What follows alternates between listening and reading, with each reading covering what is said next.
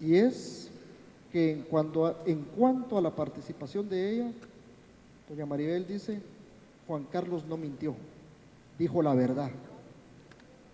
Posteriormente indica, jamás me pidió o yo le rendí informe de los gastos que estaba haciendo en campaña para esas elecciones del 2011, pues ella llevaba sus cuentas y yo mis cuentas. Eran las declaraciones de otro de los abogados que frente al juez Miguel Ángel Gálvez hoy defendió a su sindicado, a su representado, en este caso de cooptación del Estado. Seguimos hablando y hay una parte muy importante de este caso, de lo que ocurrió en este día de la jornada en la sala de vistas, la tipificación del delito. Es que vean, este es una de esas... Hay que explicarlo un poco para la Este audiencia. es uno de esos casos... Es algo complicado. Es complicado. Es complicado. Este es uno de esos casos que cuando el Congreso aprueba una norma, tal vez no se le pone tanta atención hasta el día que esa norma se aplica en un caso concreto, que es lo que está pasando ahorita. Ya en el terreno. Y es que en esta reforma al Código Penal que se hizo en el año 2010, el Congreso introdujo dos tipos de delito relacionado a financiamiento electoral. El delito que está en el artículo 407M de mamá, que se refiere a financiamiento electoral. Y básicamente el delito le aplica a los miembros de partidos políticos que incumplan la normativa de la ley electoral y de partidos respecto al financiamiento, que es como, por ejemplo, recibir de un financista más del 10%, recibir de algún estado extranjero, que no se canalicen los fondos a través de la organización partidaria. Ese es un primer delito. Primer punto.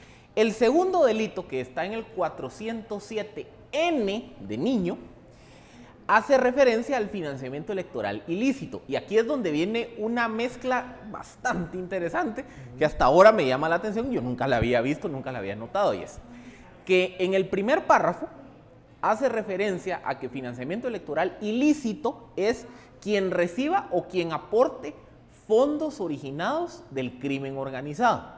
Pero inmediatamente después mete un segundo parrafito y dice, también le aplica este delito a quien dé fondos de manera anónima.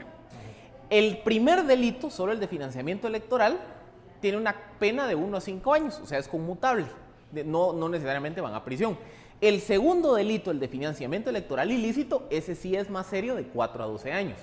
Lo que a mí me llama la atención es cómo pareciera, en la lógica, que hay dos conceptos. Un concepto es incumplir la ley electoral, claro, es un reglazo en la mano. Y el otro meter ya dinero es de crimen organizado ya es de 4 a 12 años.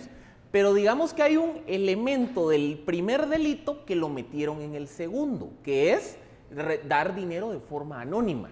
Y todos los acusados por financiamiento electoral ilícito, el caso contra ellos parte de la premisa, no necesariamente que es dinero de crimen organizado, pero que como lo dieron de forma anónima, les aplica este segundo tipo de delito. Ahí es donde entramos en el juego de la tipificación. Lo que están diciendo los abogados y lo que están argumentando. Y el argumento central es votar, obviamente, votar el argumento del MP para que entonces el juez, digamos, aún si liga proceso, no sea con prisión preventiva, sino sea, digamos, con alguna posibilidad de hasta tener un abreviado, por ejemplo, así como se fue el expresidente del Banco de Guatemala, ¿verdad? Que se fue en un abreviado y Barquín y ya. Pero hay otro punto que para mí es interesante porque pensando precisamente y leyendo la ley, Juan Carlos Monzón, hoy no traje la Biblia. Hoy no viene la Biblia de Juan Carlos. Hoy no traje las declaraciones de Juan Carlos Monzón.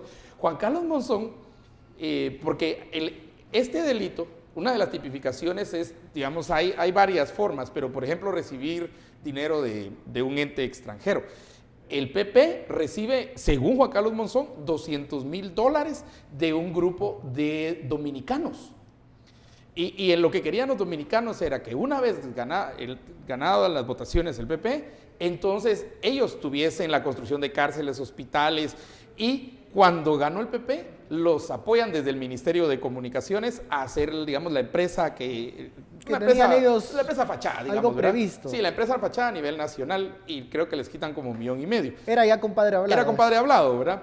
Pero, digamos, todas esas cuestiones se van viendo, no van entrando en este caso, pero hay que contarlas y hay que explicarlas porque son parte del análisis y de lo que también puede estar tipificado en cierto momento por este delito.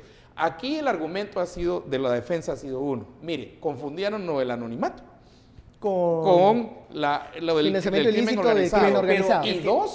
Y dos, al final, aunque haya sido anónima la contribución al partido, el problema es de partido, porque el que creó las empresas es el partido, el que recibió el dinero es el partido. El que nos dijo cómo Ese financiar es fue el argumento partido principal de la defensa. Pero es abogados. que aquí es donde, a ver, yo sí entiendo ese argumento de que la lógica aparentemente diría un delito es incumplir las normas de la ley electoral, otro delito es que el crimen organizado meta vaya dinero a en el financiar un partido político. Pero ¿qué pasó? Los diputados que aprobaron esa reforma fueron los que metieron la pata, porque ellos son los que están agarrando un incumplimiento de la ley, que uno podría decir es un delito menor, y lo meten dentro de la tipificación del mayor. Y el juez, el Ministerio Público, están obligados a juzgar o a evaluar el comportamiento ¿Cómo de lo los dice acusados la ley? sobre lo que dice la ley. Lo que pasa es que sí, y ahora que analizamos el caso, uno dice... ¿Por qué lo están presentando así? Dos cosas diferentes en un mismo artículo. Metí de pata a los diputados. Porque era lo que hay. Pero Pero eso es lo que tiene el juez. es lo que tiene el juez, ¿verdad? ajá. Entonces, Ahorita...